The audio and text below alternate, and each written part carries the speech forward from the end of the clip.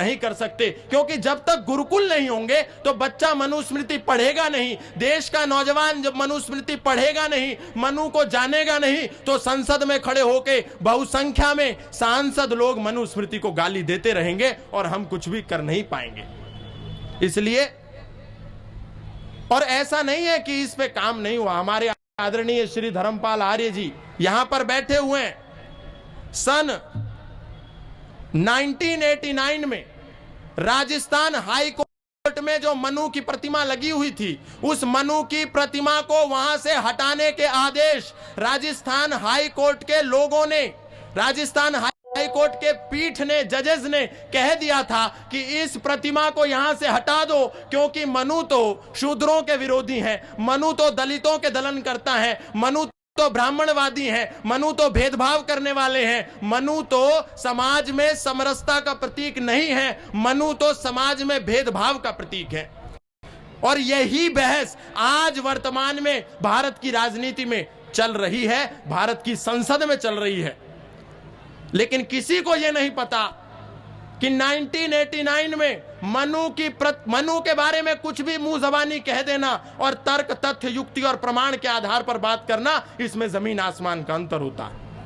1989 में उस समय वो प्रतिमा हट जाती अगर आर्य समाज ना होता, अगर धर्मपाल आर्य जी ना होते और वहां जाकर के कोर्ट के सामने मुखर होकर ये नहीं कहते कि ये 14 तर्क हैं, अगर आप इसमें से सबसे कमजोर 3 तर्कों को उठा लें तो मैं आपको चुनौती देता हूं कि ये मनु की प्रतिमा यहां से हटा नहीं पाएंगे।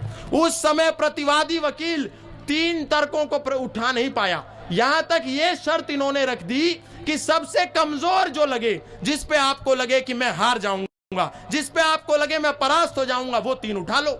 लेकिन नहीं उठाया, तो जजेस ने कहा कि आप 14 के 14 तर्कों पर बात कीजिए और हमको समझाइए। लगभग 3 दिन का समय लगा।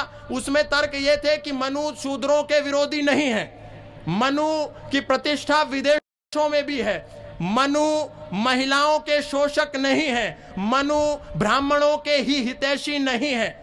ऐसे 14 तर्क थे। जज साहब ने कहा 14 के 14 तर्क समझाइए। 3 दिन का समय लगा उसको समझाने में, और जब जज ने मनु के विरोधी वकीलों को कहा, मनु का जो विरोध कर रही थी पार्टी, उनको कहा कि अब इन्होंने 14 तर्क समझा दिए हैं, अब आप इस पे कोई जवाब दीजिए, तो आपको जानकर के आश्चर्य होगा, हाई कोर्ट राजस्थान का रिकॉर्ड यह बताता है कि 20 मिनट तक मनु के विरोधी मौन रहे और कुछ बोल नहीं पाए। उसके बाद आज वो प्रतिमा महर्षि मनु की वहां पर यथावत लगी हुई है। किसी में उस दिन के बाद ये हिम्मत नहीं हुई, ये साहस नहीं हुआ कि मनु जी की मनु प्रतिमा जो है राजस्थान हाई कोर्ट से हटा करके उसको कहीं और ले जाएं। और आज गाली दी जा रही है, मनु को जलाया जा रहा है, मनु स्मृति को सड़कों पर जलाया जा रहा है। लेकिन इनमें से किसी भी एक व्यक्ति ने यह नहीं कहा कि कुरान में क्या लिखा है, एक बार उसको तो देखो, कुरान में महिलाओं के बारे में क्या है उसको तो देखो, कुरान में गैर इस्लामिक लोगों के बारे में क्या है उसमें तो देखो। लेकिन सब लोग मिलकर के संविधान बचाने की बात कर रहे हैं। लेकिन सच यह है कि यदि हिंदू खत्म हो गया, यह संविधान उस दिन फट जाएगा जिस दिन हिंदू घट जाएगा। संविधान की बात भारत में तब तक होती है जब तक हिंदू है, और जहां जहां हिंदू घटा है वहां वहां संविधान फटा है, आप देख सकते हैं।